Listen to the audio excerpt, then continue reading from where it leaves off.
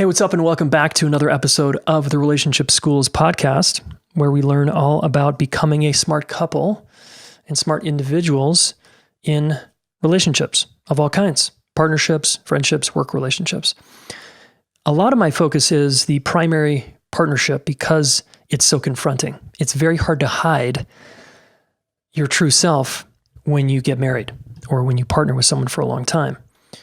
And that's confronting for most people, and they have a lot of fantasies that they have to work through if you want to succeed at partnership. So we drill down into that in this podcast. I want to say thanks, everybody, for listening. We got a great review here from Agarella, who says, totally not self-help BS, but actual real growth. Thank you for that review. If you haven't left a review yet, I want to challenge / ask you, invite you to do that. Okay, if this has served you in some way, take 5 minutes of your time, leave us a quick review, and thanks so much. Share this with a friend, please, and go into your iPhone app if you've got an iPhone, and subscribe to the Apple Podcast, the Smart Couple on the Apple Podcast. Just subscribe, okay? That way you get a text basically every time a new episode comes out. Awesome. I listen to a lot of podcasts, and I appreciate those little reminders, all right? Cool. Okay, let's get into this. Dr. John Demartini is my guest today, and he's a third-time guest. This will be his third time on the podcast. These are always very popular episodes because John is so confronting and he knows so much about human behavior and the human condition. So I think you're going to dig this. We dive into so much terrain. Of course, we talk about the values, which has been pivotal in my life. And I talk about it as a compass. It's like your life direction, where you are headed in life. So if you're feeling lost, purposeless, or you're wanting your partner to change, I think this episode is going to help you a lot. Okay, we talk about money. We talk about business. We talk about delegating. We talk about partnership, marriage, why we attract our opposites and the science behind that. We even talk about the gut flora and the microbiome. Okay. Again, John is very plugged into knowing a lot of things about just about everything. So he's a great person to ask kind of anything, which is what I did in my second interview with him. I believe that was episode 184. Yeah. And his first interview is episode 60. So if you want to scroll back and listen to more from John and I, please do that. All right. I think you're going to get your world rocked. Just don't hit this at 1.5 speed or 2 speed. You got to listen to this at normal speed, guys. Okay. Because there's so much in it. Pull out your notepad and be prepared to scribble notes. Okay. It's that good. Okay. I had the pleasure of sitting down with John at the Ritz-Carlton here in Denver, and we had a lovely dialogue and conversation, mostly me asking him questions. Because again, John is one of my main mentors in my life. And I continue to learn a great deal from him. I've spent thousands and thousands of dollars studying with this guy. And I want to encourage you, if you have mentors you look up to in your life, go invest in their programs. Get mentored by them directly, all right? And I'm going to be doing this with this guy for probably a long time because he's such a badass. Okay, let's dive in. Here we go with Dr. Demartini. All right, welcome to the show, John Demartini. Thank you for having me again. Yeah, so good to have you again. Share your wisdom. So I've got a ton of questions I want to rifle through. Okay. You just finished a breakthrough experience. Will you just remind the listener what that is? Well, the breakthrough experience is a 2-day program that I've been doing for the last 30 years plus. And it's a program where I spend 26 hours with people doing everything I can to help them break through whatever's in their way. And I don't know what that's going to be. Mm-hmm. It could be relationship issues, it could be business, it could be finance, it could be health, it could be anything. And help them get clear about where they want to go and to take whatever they perceive to be in the way, psychologically or physiologically or in reality, and turn it on the way and to transform the perception of it so they can use it to their advantage instead of a distraction. Mm-hmm. And I teach them how to live congruently according to what they value most, to prioritize things, to delegate things, to dissolve all the emotional stuff that people carry around in their subconscious mind, and help them get clear and help them understand how magnificent they are, because they sometimes are judging themselves relative to other people's values and not honoring themselves, or they're judging other people relative to their values and not honoring others. And I show them how to resort that so they can appreciate themselves and appreciate others in their journey. Nice. I've been to a couple, 3 actually, and it's been amazing, life-changing for me. What do you think is, out of all the people you've worked with, all the different cultures, as many breakthroughs as you've done, what do you think is the single biggest human problem?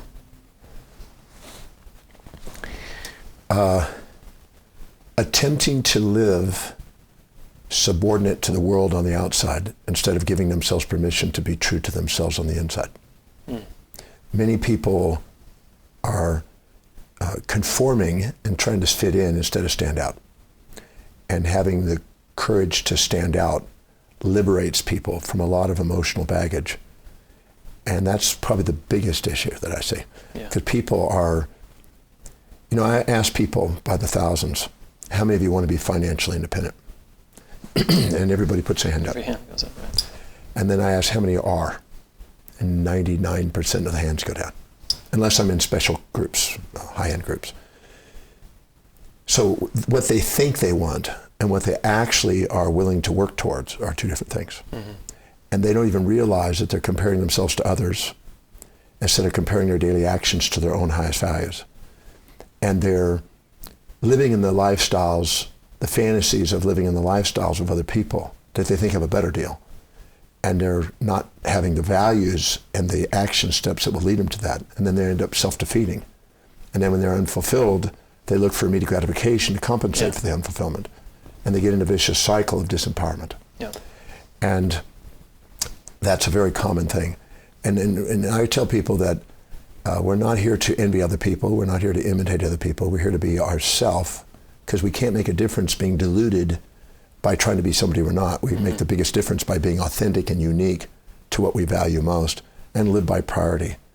And helping people do that immediately starts to shift their momentum building. And so that's what I love doing. I love helping people do that. Yeah, you're very good at that. Cool. I want to ask you a few questions on investing and relationships today. When you say you're big on creating a financial plan, right? Is that true with any plan? Let's say I want a good relationship. Do I need to create a plan to get one? Well, when you say the word plan, many people conjure up all kinds of things.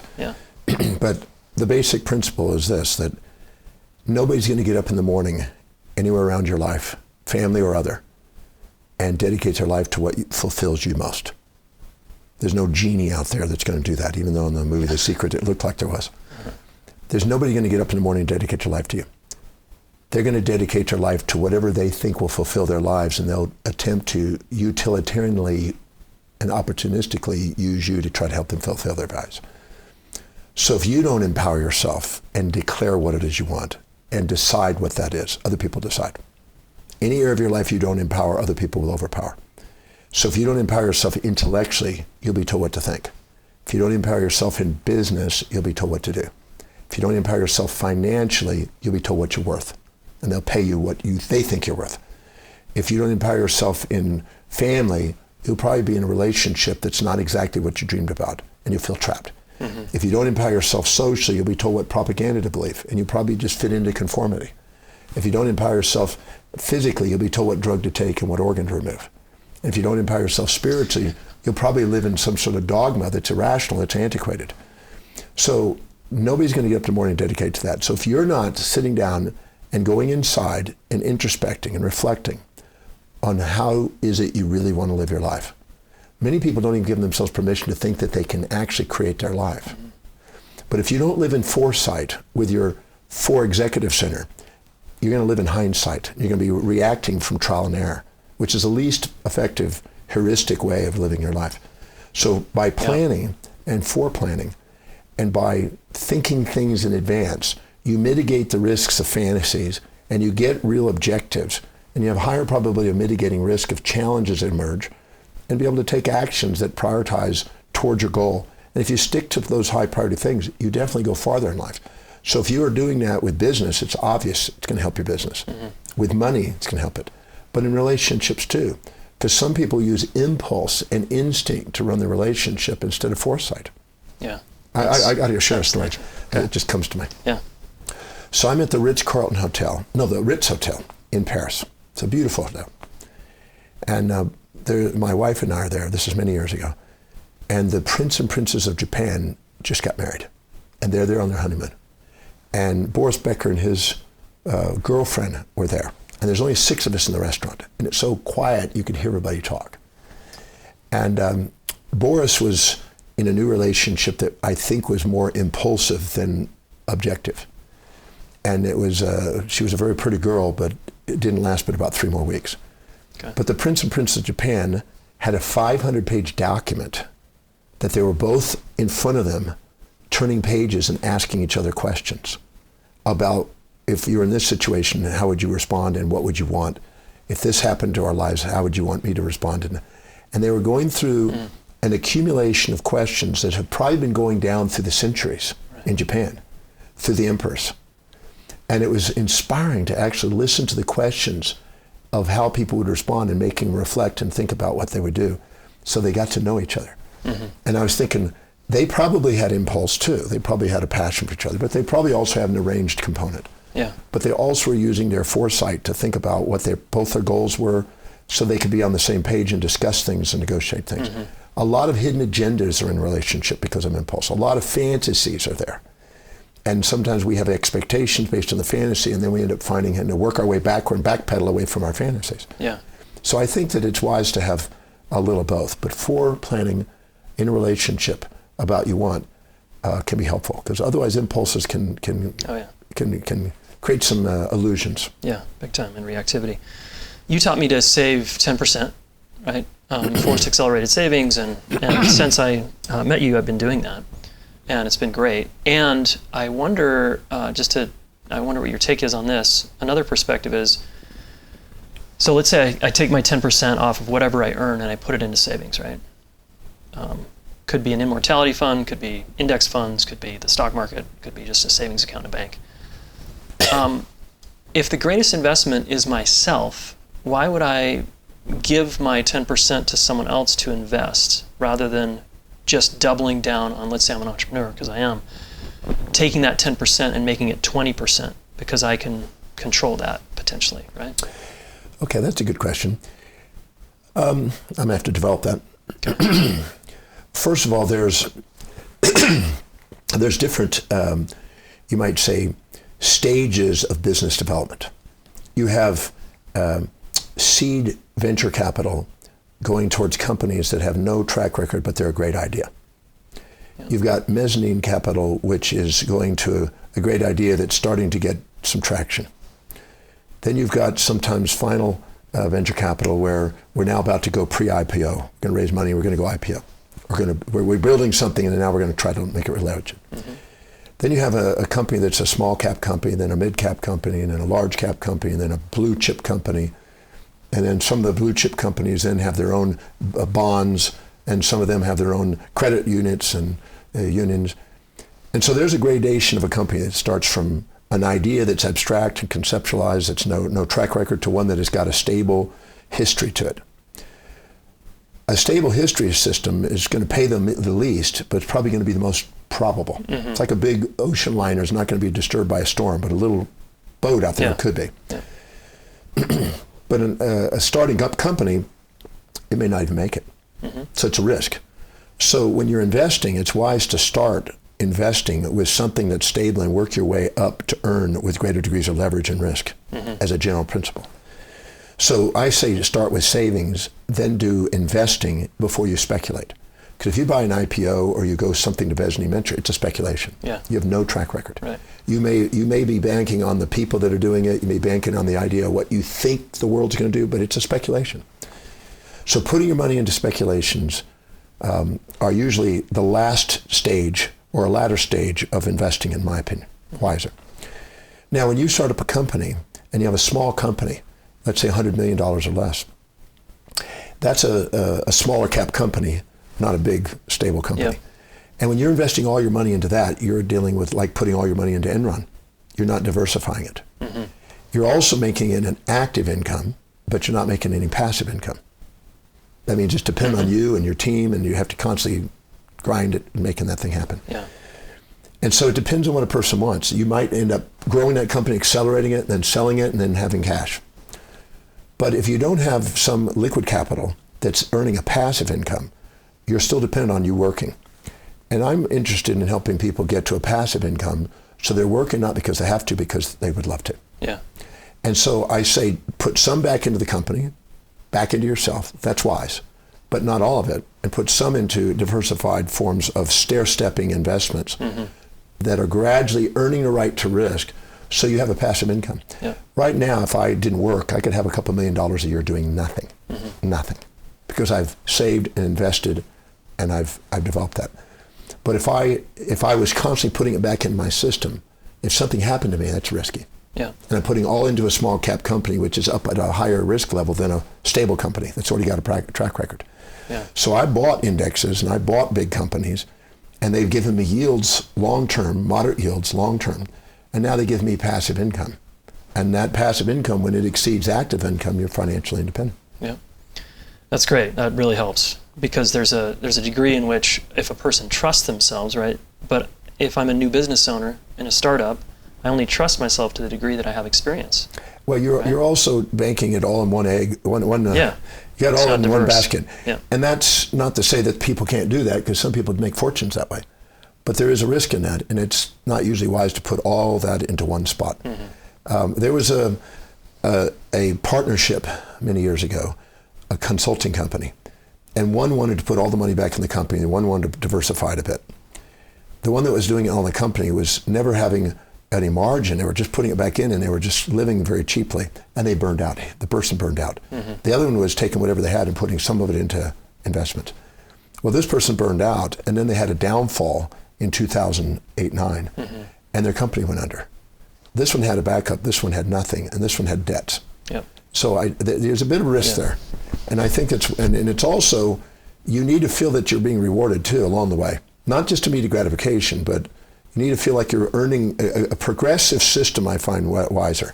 You pay yourself, and 10% is great. That's if you're in your 20s, 10% is sufficient. If you're in your 30s or 40s, 10% is you need to go higher. Yeah. So I'm a firm believer in escalating that savings as you go, and keep pushing yourself to save more in percentage, which forces your company to get more efficient. I find that, and then make sure that once you have a savings cushion of anywhere from 4 months to a year's worth of capital. And the top 100 companies in America have at least 40% of their year's worth of capital sitting in cash reserves. Some of them have up to 100%, but very few have less than 40 or 50%. So I have that, and then the rest of it goes into diversified companies that either you may be buying things for supplies to your company. You can buy investing companies that give you a discount because you're buying in them and they're giving you a discount by doing that. So you can selectively put your money into different companies, or you can put it in indices. But if you look very carefully, I could show you a report from the London School of Economics that out of all the investments, the number one investment long-term has been small cap indices that were the lowest cost for the biggest returns. Yeah. So if you can earn your way up into that category and put monies into that, in the long run, over the long haul, that has produced the most of almost any investment, other than a complete real estate development from scratch and keep building cities. That's probably the one that produces the most. Will you remind the listener, and I'll just kind of lead it in, why it's important to save, say, 10%? Because a lot of people, as you point out, are in fantasies about money, right? They say they value money, but they value spending money, not saving and earning. Yeah, most people, when they say, I really want to, be wealthy, I go, what they really want to do is a lifestyle. So, you can tell by the way you disperse your money what you really value. My money goes into investments. It goes right into investments. It goes into travel because I travel full time. Most of my clients pay that. And then there's some into the business. But most people will buy, they'll go for nice food, they'll go for nice clothes, they'll go for a nice house, they'll go for a car, they'll go for things. And if those things are going up in value and appreciating in value, then they're sort of an investor. But if they're going down in value and depreciating, that's lifestyle. Yeah. And when something takes money out of your pocket instead of putting money in your pocket, it's a lifestyle and it's a depreciating thing. And if you have a high value on wealth building, you'll only want to put your money in things that go appreciate in value. If you have a low value on wealth building, you're going to put your money into things that go down in value. Mm-hmm. So you can tell by looking at where their money is, if you look at their disbursements, what they really value. Yeah. I don't go by what people say, I go by how they spend it. Yeah, how they live their life. Yeah, but 10% is a minimum. There was an old proverb that says if you're 20, if you save 10%, you could become financially independent. If you're 30, you need 20%, 40, 30%, 50, 40%, 60, 50%. The longer you wait, the more you have to save and invest to be able to have money working for you as a master instead of you working for it as a slave. Mm-hmm. Huge. Okay, a couple of relationship questions. What's the science behind why we attract our opposite? Can you dig into that a little bit? Because opposites attract, and then I'd love you to also speak to, in your experience, why we might draw into our life maybe someone who reminds us of our parents, and then we have to work something out there. Yeah, that's good. Well, there's been a proverb that's both sides. Similars attract and opposites attract. You probably heard both. Yeah. We're looking for somebody that matches what we do because we're infatuated. So in order to develop that, I kind of have to put some things together. Okay. Everybody has a set of priorities that they live their life by. Whenever they're living by their highest priorities, they're more objective. Whenever they live by their lower values, because they're less fulfilled, they become more subjective and more animal-like and more impulsive-like and more amygdala-driven instead of executive-center-driven. When they do, they're looking for a pleasure without a pain, a similarity without a difference, and a support without a challenge. So people that are not really inspired and living by priority and objective, they're looking for somebody that supports them and builds their pride, makes them feel good. Mm-hmm. And so they go after that. But when they're doing it, they're looking for somebody that's infatuated with them that eventually shows the other side. And so they're going for something that's a pleasure without a pain, and they're looking for similarities. When we're infatuated, we look for similarities. Sure. But then we find out that they have the opposite side. Everybody has two sides. Yeah. So it feels like now the other side's there because they go, I didn't want that. I want the pleasure without the pain. Yeah. And then the other side smacks them, and then they get the opposite. Yep. And then which is why they want to change that. And then they want to change it again because they keep looking for the pleasure without the pain. But there is no such thing. Yeah. When you're more objective, you're more embracing of pain and pleasure. See, if I go up to somebody and I say, you're always nice, never mean, always kind, never cruel, always positive, never negative, always giving, never taking, always generous, never stingy, always peaceful, never wrathful, and always considerate, never inconsiderate. Do you believe me? And they'll look at me and they go, not really. Their bullshit meter will go off and say, no, that's not true. And they'll immediately think of things when they were the opposite. If I go to them and I say, you're always mean, you're never nice, you're always cruel, you're never kind, you're always taking, never giving, you're always stingy, never generous, always inconsiderate, never considerate, always wrathful, never peaceful, and always negative, never positive, they'll say, no, and they'll be thinking of all the positive things. If I say to you, sometimes you're nice, sometimes you're mean, sometimes you're kind, sometimes you're cruel, sometimes you're positive, sometimes you're negative, sometimes you're considerate, sometimes you're inconsiderate, they'll let me go, yeah. So they know that they're both. Mm-hmm. So if a person is looking for a relationship that is not balanced, they have a delusion because they're not going to get it. Yeah. Long term. For a few weeks during infatuation, people can put on a fantasy. Yeah. So if you go in there with any degree of a fantasy of more positives and negatives, more pleasures and pains, more similarities and differences, more infatuation, resentments, you're going in there with a delusion and you're going to get smacked and it's going to feel more accentuated that other side. It's going to feel accentuated. But if you're expecting it, it doesn't feel like anything. Because when you're expecting something that's both sides, you have a realistic expectation. You can love people for who they are. You can if you're expecting to be one-sided and get smacked by the other side. And they're just wanting to be loved for who they are. Yeah. And they're both-sided. Yeah. We all want to be loved for who we are. We're both heroes and villains and nice and means. We're all that. Mm-hmm. And we have to grow and mature enough to realize that that's what you're going to get. And many people are striving for one side and getting smacked by the other side. And then they think I'm attracting the opposite, but really it is they're addicted to one side, and this seems like an accentuated opposite. Mm-hmm. But if you look for both, you just expect it. You think I'm getting what I know I need. I know, because if I get nothing but support, I'll stay juvenilely dependent. If I get nothing but challenge, I'll get precociously independent, want to get away from them. If I get a balance of those, I maximally grow. And that's what a relationship's for, is to keep you authentic, to not give you support without challenge or challenge without support. You get a nice bantering where they can hold you accountable and keep you authentic. Yeah. That's a healthy relationship. Yeah. And is there quantum entanglement going on here in terms of the science and physics here? Yeah, I think that's the best analogy we have today, because when we're infatuated, we're conscious of the upside and we're unconscious of the downside. We're resentful, we're conscious of the downside, we're unconscious of the upsides. When we're seeing both sides, we're conscious of both sides. Yeah. If we put them on a pedestal, we'll tend to minimize ourselves. There's the quantum entanglement. Mm-hmm. If we exaggerate ourselves and put them down and resent them, we're quantum entangled. So we're entangled with everything we've disowned. And so if we're putting ourselves up, we're unconscious of our downside and we're unconscious of their upside. If we're putting them up, we're unconscious of their downside, we're unconscious of our upside. And so these are entangled to try to make sure we get both sides. Because love is both sides. Love is that synthesis and synchronicity of both sides of life. And when we get that, we master the love game. Yeah. What about the parent equation? Like, we seem to attract our replica or some version of our parents. Well, if we are infatuated with one parent and resentful to another, which is not uncommon, to some degree, mild degree or moderate, the thing we're trying to run away from, we're going to be looking for its opposite. And the second we look for the opposite, if we think we've got it, we're going to have a confirmation bias towards it. So let me develop that. Yeah. An animal in the wild that has a predator and a prey in the food ecochain will have a false positive evaluation of its environment to protect itself. So when a predator comes, it's best to have a false positive where it's assuming there's a predator and having assumed that there's one there instead of not. Instead of a false negative where you assume it's not there and it is. Because if you do that, it's probably going to eat you. Yeah. So you tend to sway towards the false positives, and the same for prey. If prey's there, it's better to assume that it's there, to go after it, than assume that it's not and miss out on opportunity. So we automatically, when we're in our amygdala, tend to have false positives and false negatives. False positive on the prey, and a false negative on it not being there, and the vice versa. So we tend to do that in relationships. When we're in our amygdala and we're not living by our highest values and really empowering ourselves, we go down to our amygdala and we assume that it's highly infatuated. We're assuming it without the downsides, and we're assuming the we are the other side. Yeah. We're doing it. So we're setting ourselves up for the predator-prey cycle. Now, if we have a fantasy about our mom was good and our dad was bad, or vice versa, we're going to want to avoid our dad-like person and look for the opposite.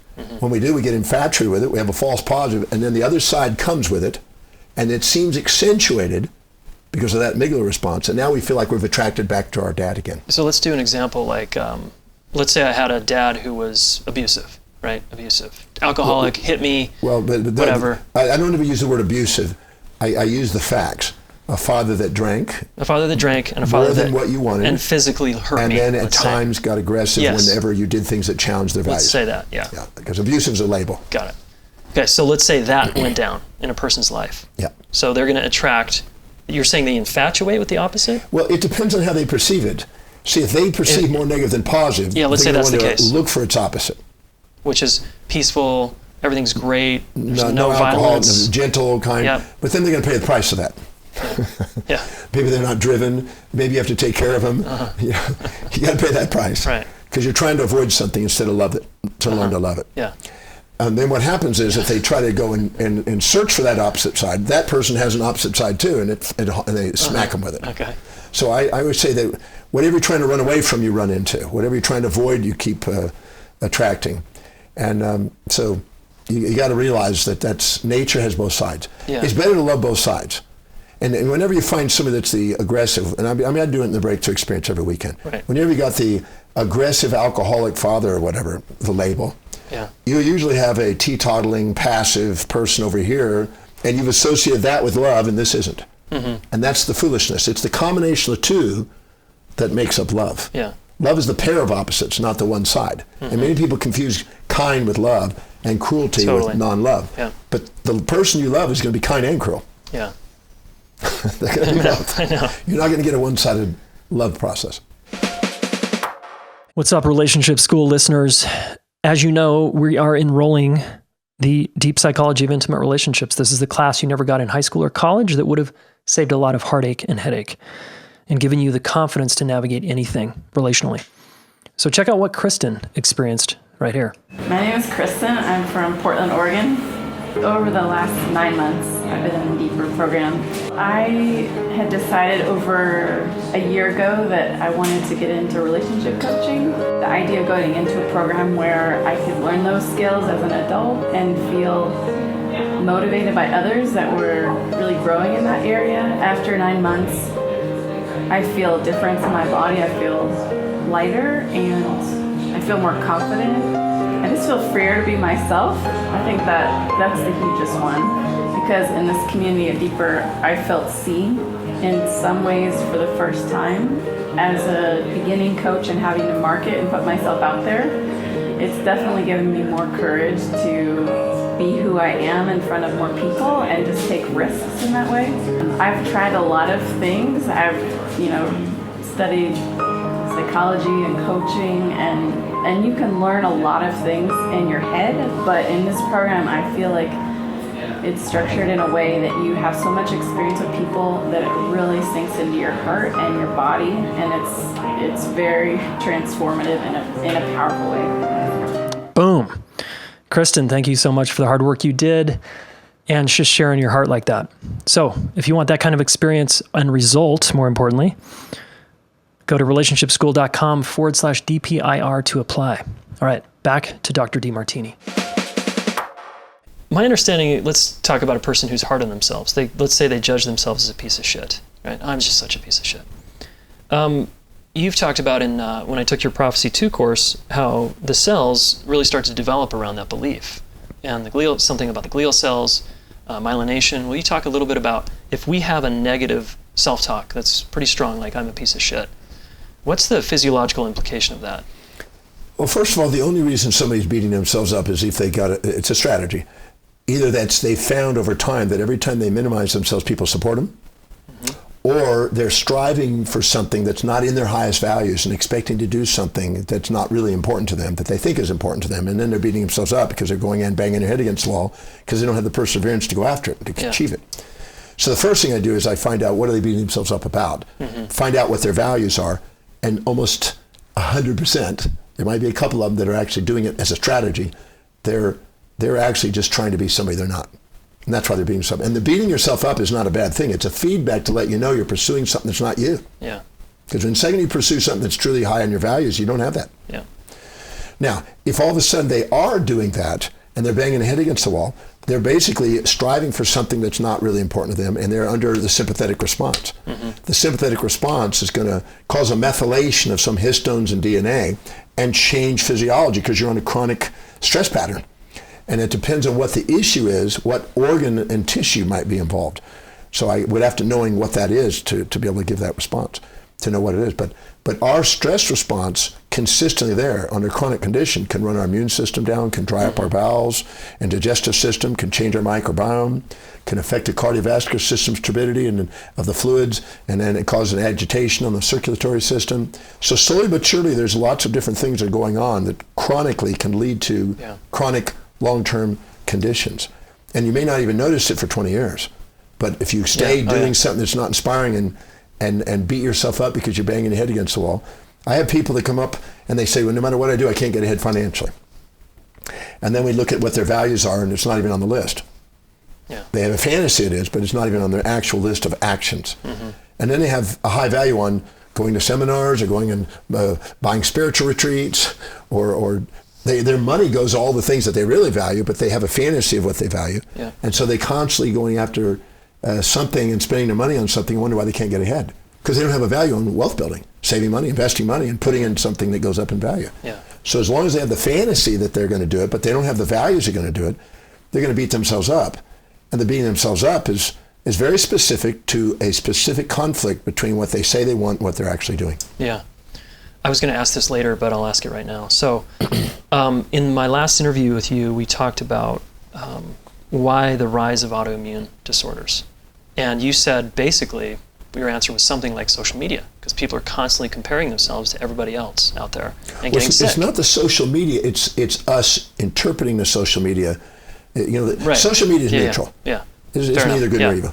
It's us using the social media, buying into the fantasy of people we see on there, thinking that's who they are, and then comparing ourselves to them, and then beating ourselves up, feeling shame. And the shame is an autoimmune attack. Got it. So I'm really curious about this autoimmune stuff because it's so prevalent now. And another angle here, I just want to get your take, is glyphosate and Roundup, right, in the soil, and the shit we eat as Americans especially. and how it impacts the food. And there's a pretty big correlation between late 90s and autoimmune disease on the rise. And that's about when Roundup came out, early 90s rather.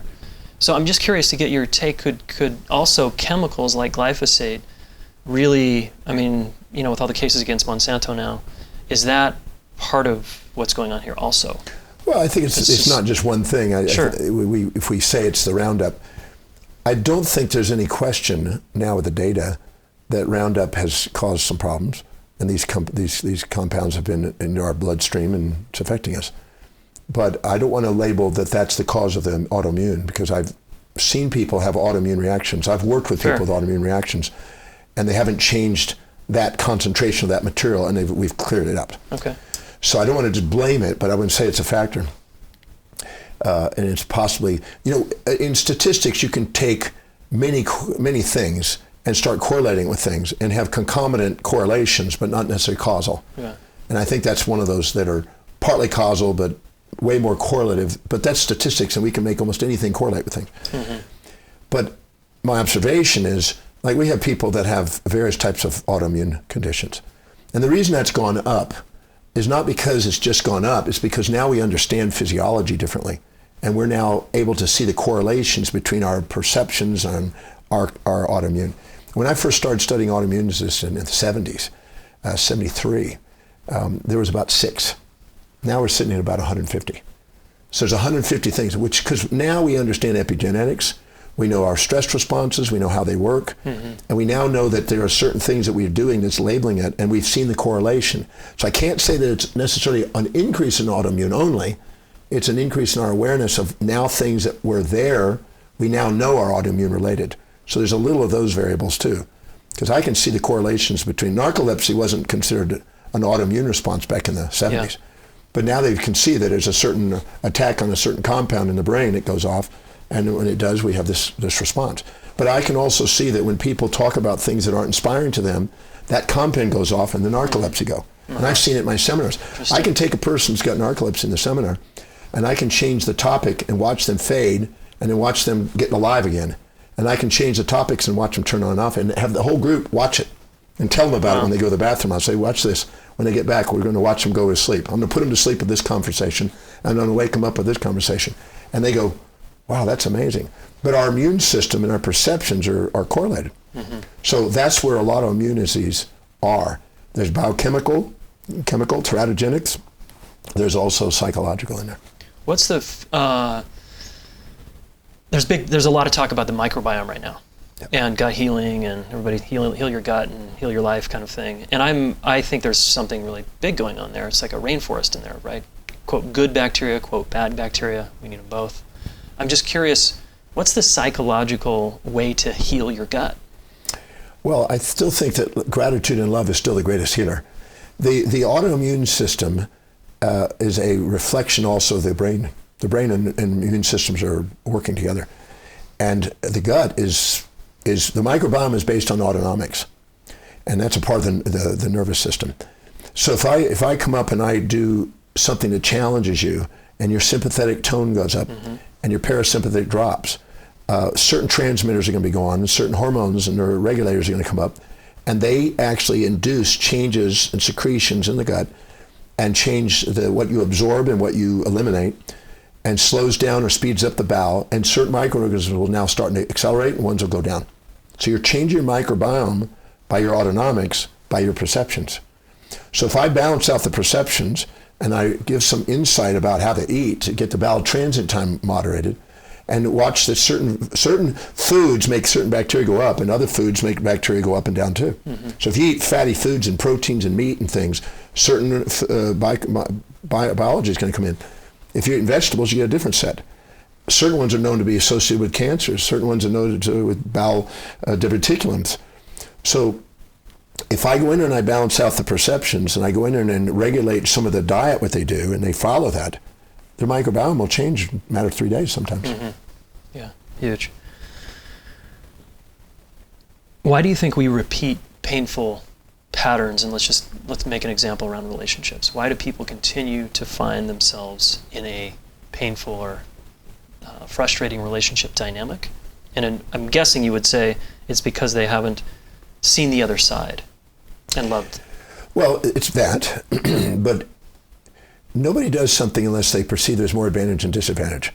And some people will continue to do the same thing if they don't get humbled to see that they're part of the equation and they keep blaming people. Anybody that blames somebody on the outside and they don't get that their role is playing in that, they'll just keep repeating the cycle. Yeah. So if they start and they start to look at, okay, I have an issue with my mom, let's say, or dad, and I'm now trying to avoid them, and I keep looking for somebody that's the opposite, but I'm expecting certain behavior that doesn't go with that type of person. Now I've got a false construct, and now I'm going to get upset, and I'm going to get angry, I'm going to get out of that relationship, and I'm going to keep doing that as long as I have the fantasy. Yeah. So as long as you have a nightmare or a fantasy stored in the subconscious mind, you're probably going to go through repeating patterns. So that's what Breaks is about, to try to help people uncover those, clear those, so the probability of repeating that cycle goes down. Nice. I mean, I had a woman, this is my favorite one, I had a woman married to 5 Mikes, all alcoholics in her. Five Mikes? 5 Mikes, come on. all alcoholic. And when I said that, I said, so your dad is named Mike? And she goes, yeah, how'd you know? So she hated her dad because he's an alcoholic and married him 5 times. Over about a 30-year period. Rugged. Yeah. I was like, you got to be kidding me. I've never heard that repeatedly. Yeah. You have a few variations. It's very specific. But I've seen also the same. I know another woman I recently worked with that's been beaten by 3 men in a row, and she thinks it's always the men. And she doesn't realize that nobody beats you up as much as you beat yourself up. And she also has a fantasy that they're going to do a certain way, and then when they don't match that, she gets angry and tries to control them, and then they get frustrated, and she ends up trying to control them and confine them, and eventually say, give me a break, back off, and they get angry. And so you see the same pattern. It's not just the guys aggressive, because I know there's 3 people in different relationships, there's been no aggression, but I've seen the repeated pattern in her. Yeah.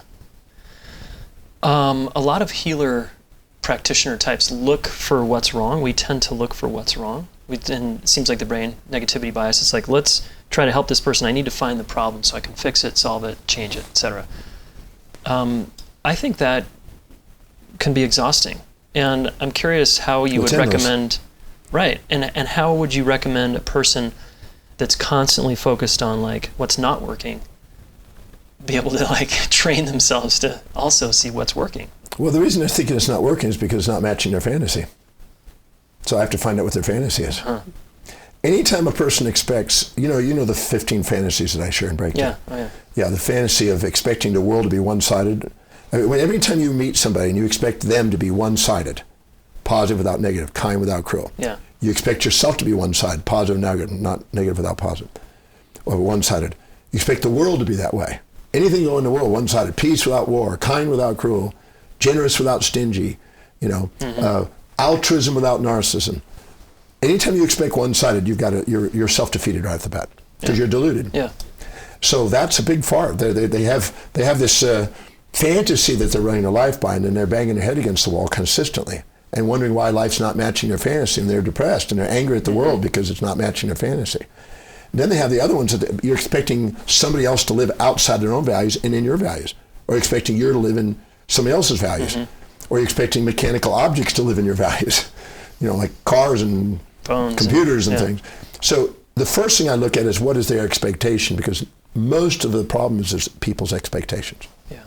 They have a fantasy about how life is supposed to be. And people should behave this way. And as long as they do that, they're going to be frustrated with life, and they're going to be angry at life and depressed with life, because they don't realize that that's not what life is about. Life is offering you the balance. It's not going to offer you one-sidedness. Yeah. When people start to work with you and other practitioners, and they come to Breakthrough and they do work on themselves, they start to grow, right? And they start to maybe outgrow their friends because they can no longer see the world the same way. They can no longer relate at the same level. I asked you in the last interview about your comment about no one is more spiritual than you.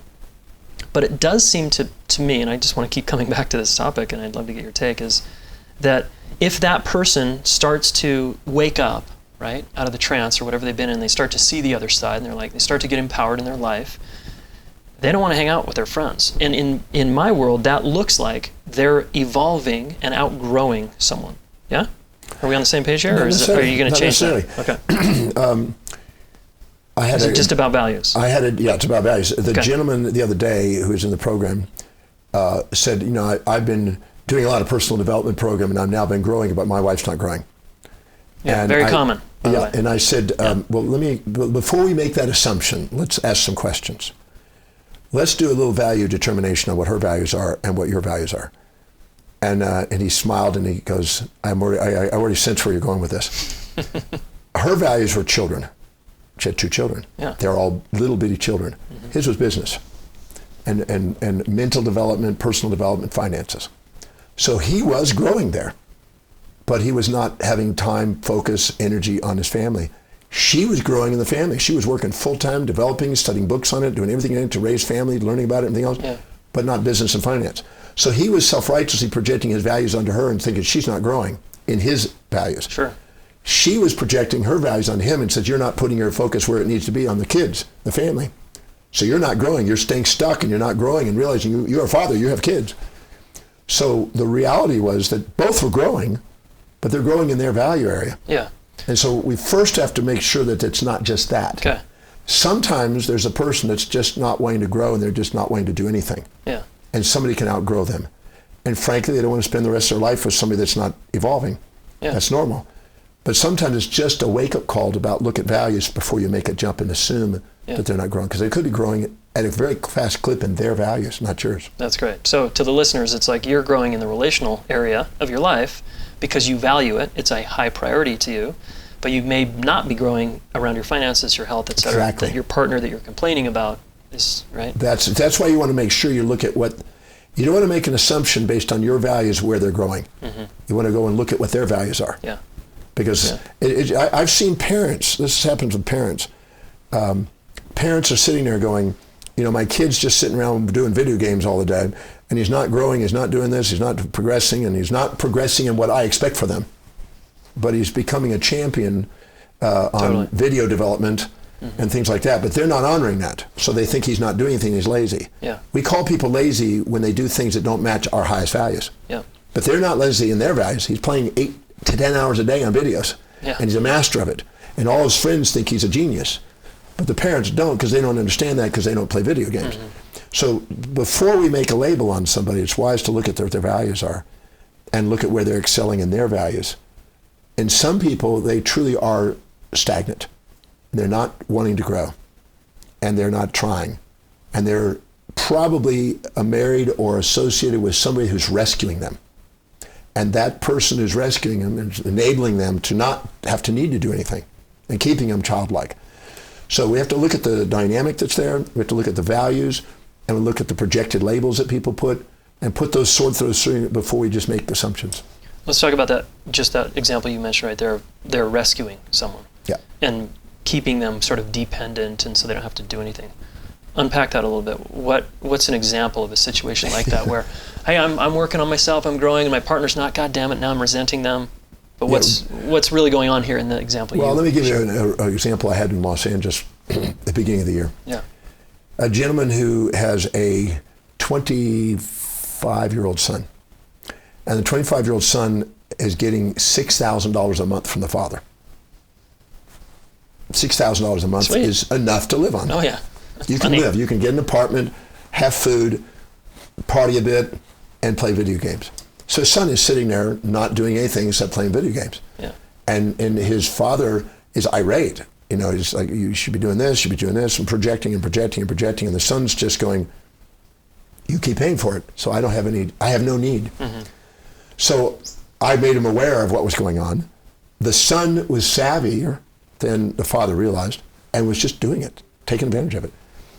And the son, I said, so I'm about to tell your father that, because he's afraid that if he doesn't take care of you, you'll fall and he'd be embarrassed socially because his son's not doing anything. Mm-hmm. He's afraid, so he's rescuing him. So I said, I'm going to make sure right now the money is no longer going to go to your account, and we're going to wean it off at a certain amount every quarter. So you're going to lose $300 this quarter, $300 the next quarter, $300 the next quarter, and over the end of the year, you're going to be $1,200 less, which means you will be forced to have to start increasing money of your own. Yeah. Otherwise, your lifestyle is going down. And if you have no desire to go and build a lifestyle, then you're sitting there rescuing somebody that really feels that they're down here. Mm-hmm. So the son was like going, oh, well, if that happens, well, I guess I'll have to get my shit together and put something together and make something happen and be incentivized to go and work and do things. I said, I had to take the benefits to the father of letting him fall. Yeah. And the drawbacks of continue rescuing him. Yeah. And the father didn't even realize that he was doing this, and he was labeling the son as lazy, but he was creating no incentive. Because he had no incentive to have to go work. Why? If you got $6,000 a month, you don't have to. It's like welfare, you don't have to do anything. Right. There's people in a state in Australia that they get the dole, and they make more money than they could working without taxes. So why would they work? So that's a socialistic outcome and a byproduct of not being accountable. But the father finally got that. And now it's almost 6 months now, just about 6 months. And the son is emerging. And the father's like going, I could have done this 2 years ago, 3 years ago. I just didn't know. I was trying to tell him what to do, but I was enabling him. And now I'm making him accountable. And it's gradually unfolding, and I see light at the end of the tunnel. And I now feel that I'm not just throwing money down the tube. Yeah. That's how he was feeling. And so he sees that he's going to wean his son off. And I think every parent wants to see the children stand on their own 2 feet. Absolutely. And he was seeing now light at the end of the tunnel, and the son is emerging, and the son's more grateful for the father today. Because no one really wants to be dependent. They only you end up, anytime you enable somebody, you're going to end up getting resentment back. Yep. Absolutely. And the same thing in relationships. This happens in relationships. And I tell people in relationships, this is going to offend somebody when I say this. Okay. That whoever's out there, just know you're probably going to get a reaction on this. But I've had men that are money producers and women that are sitting at home and raising families. And that was more traditional, although that's changing rapidly. Sure. But the question is sometimes the men are expecting the women to do all this stuff, clean and cook and all this stuff. Sometimes the women are living in super moms, they have to do all this. But if they have the capacity to earn an income from what they're doing, and they stop doing that and devalue themselves, and now they're doing $20 an hour jobs, they're devaluing themselves. And now the husband is now married to a maid. And that causes a problem. So what happens is the wife, if she's capable of going and working, it's wiser to go if she can make more than that $20 an hour, $50 an hour even, and pay $20 an hour for some of these other people to help, and maybe have the husband participate in that, then she gets to have some of her independence and not lose it with the kids, has a higher quality time with the kids and not having to do low priority trivial jobs. And the discrepancy, you might say the dimorphism between the husband and wife doesn't get so split. Because that's where I call it the second house, third child syndrome, where most divorces hit. Because they're more focused on the kids and they can't work anymore, and they're more focused on having to work for a house they don't want. And they end up giving it to the wife, the house, and this cycle goes on. So wise for the woman to learn to delegate just as much as the husband, and him to delegate so he has some time with the family. So they have to learn how to match those values and learn how to delegate and not do low priority stuff and then be angry to the husband because he's not helping when you don't even want to do it. Right. What about a mom who doesn't want to do it? She's feeling empowered, she's feeling psyched, but she's feels like society's not acknowledging the tremendous amount of work. So let's say her worth is actually as high as the husband's, like in herself. Like say she truly values, like I should be making $1 million a year for what I'm doing, and I actually feel that in myself, and I'm not complaining, I'm not sort of being a victim about it. What about that type of woman? Well, there's a thing called replacement value, and the real value of something is what it would cost to have somebody do it at the same standard, and what would you have to pay for it. That's the real value. And some men can't afford their wives. Some men make under $100,000 a year, and they got a wife that's actually would end up having to cost them to do all the things they do at that amount. So you have to be real. And so that's going to create a resentment if the man's not appreciating what she's doing when she's able to do it. But if she's really worth more than that and she's doing something, then that's her own self-worth keeping her trapped instead of going out and doing something that earns more and hiring people to help. Yeah. Right. So there's a disparity there, though, between what a woman would make if she could farm the whole thing out to someone, what the going rate is, right, what the market would dictate. And then there's what actually might be more true is, and me as an involved parent, like it feels like way more than whatever the market rate is going to be. Yeah, but you can't exaggerate. It's really what the market value is. It's like a house. You can value your house at whatever you want, but whoever buys it, that's the value it is. Yeah. But if I intrinsically believe the value is a lot higher. You could be fantasizing. Okay. You have to go by real market value, not fantasies. But isn't that letting the market, which is outside of myself, dictate the value of something? No, it's if you're able to go out and make more, let's say a husband or wife is raising a family and the other one's working, Because they see on both sides. Sure. If they say, well, I'm worth more than this, okay, that's easy to say that, but now go out and prove that. Because if you go out there and produce more out there, you're worth it. If you can't, and you're just blowing smoke, then it's just blow smoke. And so you have to go by real value out there. So if a woman feels that she's worth way more than what she's getting, and she wants more money from the husband because she's doing all this stuff, okay, then you got to call the bluff. If the person goes out there and can make more money and pay for all those things, it's true. If the person can't, and they're expecting it, they might cause a rift because they're two different perceptions of what the value is. Yeah. You got to go by, you're negotiating constantly, and you're negotiating what the value is, and then you have the real market value. And if you blow smoke and you don't live up to it, that's going to cause resentment. So this leads into a bigger question I wasn't really ready to ask, but it seems like just in this moment, you're saying, if we believe, like, are you saying that our inherent value from within can't be dictated by what we think it is and what we sort of it could be believe if it's it true. is? If it's true. Just because you think something, it doesn't mean it's true. Yeah. I have people quite often. I had a lady that was working in South Africa that she said, well, I deserve a raise. And I said, well, what do you base it on? And she says, oh, I've been here now for 6 months. I said, well, what does 6 months have to do with the raise? If you don't produce more, and you haven't learned more, and you're not skilled more, and you haven't accomplished more, you're doing the same redundant thing, what makes you think you deserve more? Well, because I've been here 6 months.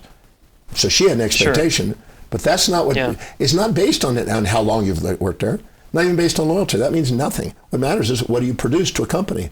Because a company has a margin, and if you don't produce more, you don't deserve more. Yeah. That's just how life is. If you don't go do something that serves more people in life, you can't expect more money from the world. Yeah. But you could, let's say you never wanted to get paid, or because you're a parent or something, you could believe you're worth a certain amount. But if it's smoke, it's smoke. Okay. Alfred Marshall in his Principles of Economics did a really nice thing. He basically showed that every single movement we have is measurable economically. Everything we do. For let's say you don't smoke, right? No. But let's say I gave you a cigarette and said, here, for $5, I want you to smoke this. Okay. You'd go, no. You'd say probably no. For $5, no. If I gave you $10, you go, no. If I gave you $100, you go, no. If I gave you $1,000, you go, no. If I gave you $10,000, you might go, still no. If I gave you $100,000 to smoke one cigarette, you'd probably go, what the fuck? Yeah. Because now I can get it down to where exactly where it's even, where I go, yeah, I'll do it. No, I won't. We can find it and get a value. What's the value of that to do that action? Yeah. Then I can also take a person that's smoking and say, I'll give you $5 not to smoke today. No. $100,000 not to smoke today. You got it. Yeah. I can find out exactly what it is to stop an action. I can tell you what it is to make an action. And I had a lady in the seminar in Sydney, Australia that said, yeah, but that's different when you have your kids. I said, no. I guarantee you something. This will shock people. If I found out what you had in your mind and hope and vision and kind of fantasy you have for your kids, and I could offer that to your kids and give you a guarantee that I would get you the result you want for your kids better than you can, you'll give me your kids. I've proven that in the seminar live. I've taken the challenge on and proved it. So if I said to somebody, I'll tell you what, I want to borrow your kid for one day, and I want to teach your kid how to appreciate and love you with my method, DeMartini method. Yeah. And at the end of the day, they're going to have a deep appreciation for you. But I'm going to pay you $1,000 to have your kid for the day. Would you let me have them for the day? At the end of the day, they're going to appreciate you. They go, absolutely. Yeah, no question. If I said I'd like to borrow your kid for a week, and I'm going to teach them how to empower all 7 areas of their life for 1 week, you know, like in my prophecy program. Yeah. And I'm going to teach them how to do that for a week. And I'm going to pay you $10,000 to have your kid for 1 week to train them on how to power all areas of life so they have a higher probability of doing great things in the world. Would you give me your kid for the week? Oh, absolutely. And I just kept escalating that. And then they realized they finally go, you have my kid. Yeah. As long as you can give me more than what I think I can give them, you got it. Because they really have a value on making sure the kids do well. But if I can show them that, I can do it. And I can do it for a fluctuating fee that's negotiable according to what I give them. So everything is negotiable and everything is utilitarian in that respect. And people live in a fantasy that it's not. It's romantic, but that's usually dopamine and serotonin-driven illusions. Yeah. And when you get when a woman's looking for a guy, she's looking for somebody that matches a search image. Everything that's been painful in her life with men is an anti-search image. Anything that's been pleasurable is a search image. So they're built in to avoid this one and seek that when they're looking for the fantasy. And they're looking for somebody that looks the part physically, handsome guy. Then they're looking for somebody that's intelligent. Then they're looking for somebody that's got resources and ambitious. Then somebody with resources. Somebody that can get along socially and savvy with people and all their friends. Somebody that's spiritually aware and inspired by something. And somebody that can get along with their family and is not going to be completely opposite to their family, against them. If they get that, they're wanting that. So they're looking for that. Now, they also are in the market, and they have 7 areas that they have to empower. And if they don't have powers in all those areas, what they can get out in the marketplace goes down. If they're empowered in all those areas, their expectations can go up and they can offer and expect more. And many people are trying to find out what their quality is out in the marketplace, and it's a game. And some people shoot too high, and then they go, I can't get that, and they go and they settle for less. So it's a negotiation. And if all of a sudden that man that they've got, that has all those things going, all of a sudden stops working, no longer makes money, gambles it away, starts drinking, gets aggressive, starts playing around with other women, and starts losing all those powers, you're not committed to them. Yeah. You're committed to fulfilling your values, and you use them to try to get those values met. And people don't want to face that. They want to live in a la-la land about romance. But they're trying, it's a utilitarian, and you're literally looking and selecting, trying to get a mate that gives you the greatest advantages. Yeah. All the more reason, kind of another plug to empower yourself, empower your life. If you don't empower yourself, why would you expect somebody else to be empowered into your life? Yeah. And what's interesting, the market is less as you go up. So the more empowered you are, the fewer you have, but the more valuable you are. So it's back into the same probabilities. If you're really down, there's lots of people out there to pick from, but you're not much of an offer. Right. All right. Maybe one more. Just 2 more here. We'll stop.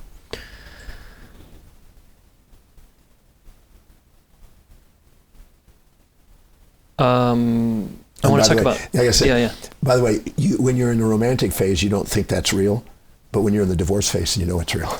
Yeah. Explain that divorce phase. Well, when you're in the infatuated phase and you got your rose-tinted glasses on, you overlook all the objective data that you're basing things on, and you're in your skewed false positive construct. Then you go to the other false positive construct when they become predator in the divorce process. Yeah.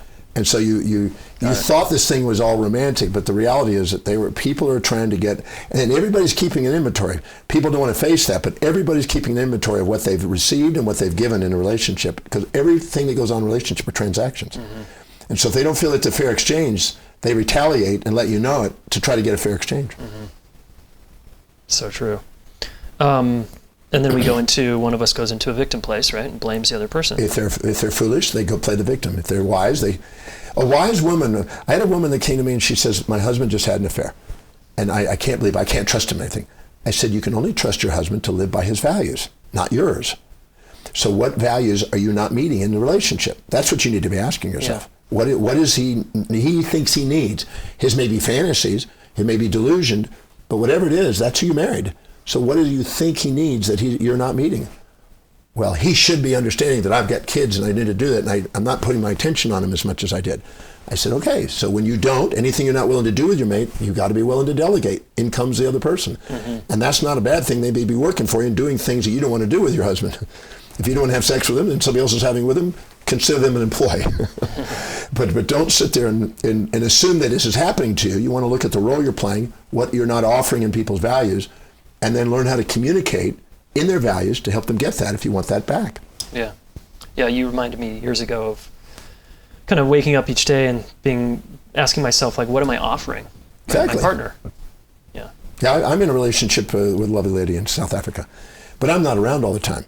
So I am absolutely certain that I'm not going to meet certain needs in that relationship. And if I'm not willing to do that, I got to have her free to go out and date and do things like that. And so at first she didn't understand that. She thought I was just going to stop working and traveling and stuff like that and do that.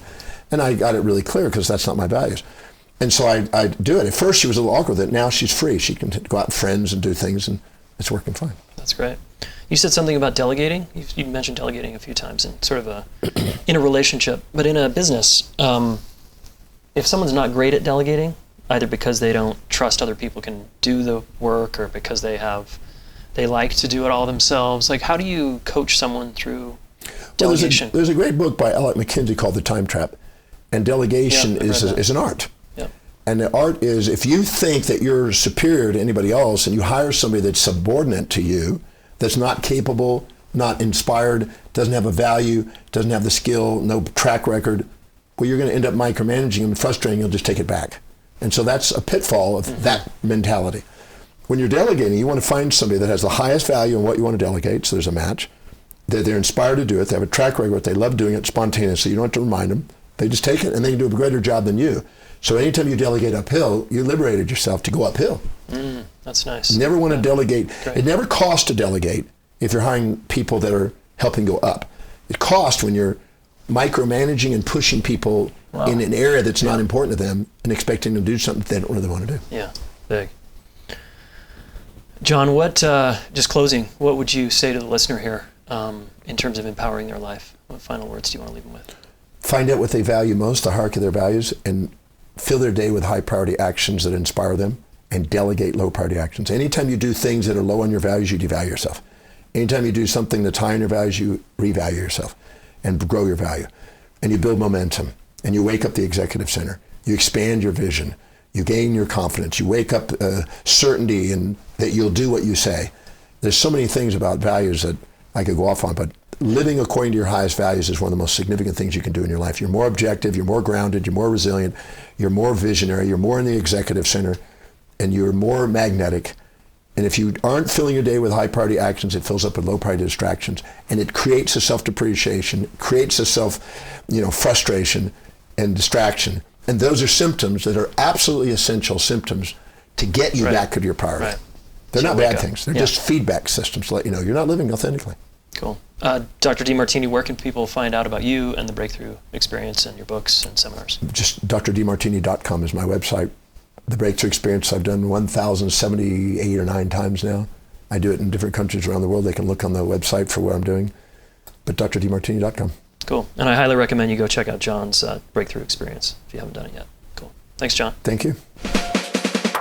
All right, guys, here's your action step. Besides going to drdemartini.com and checking out John and all his work, going to a breakthrough, I mean, the guy is a machine, so go check him out, please.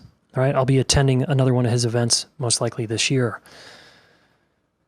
It's good stuff. All right, your action step.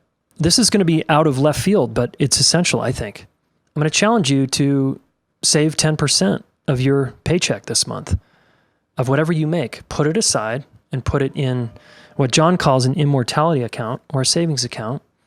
And ideally, it's in a savings account that accrues interest at a decent rate. And that's usually index funds if you want to play the market. Otherwise, a savings account's fine because at least you won't touch it. And you have it, you set it up, if you want bonus points here, you set it up to be automatically withdrawn out of your bank every month, so you don't think about it. It's gone. It's gone.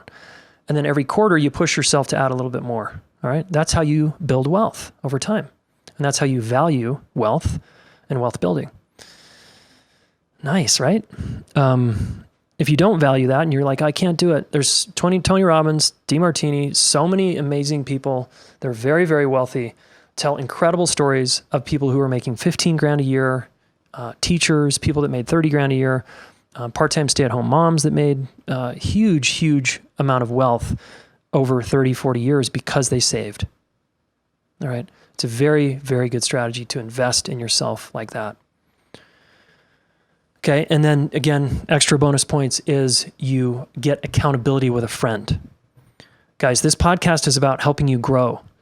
Why not grow all areas of your life? I'm here to master my life, my whole life, not just relationships.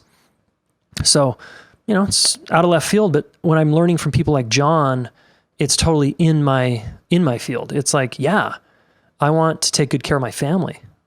I want to have money and resources so that I can do what I want in life. I can take good care of my family and other people in my life and serve the world in a bigger way. Okay. All right. Nice.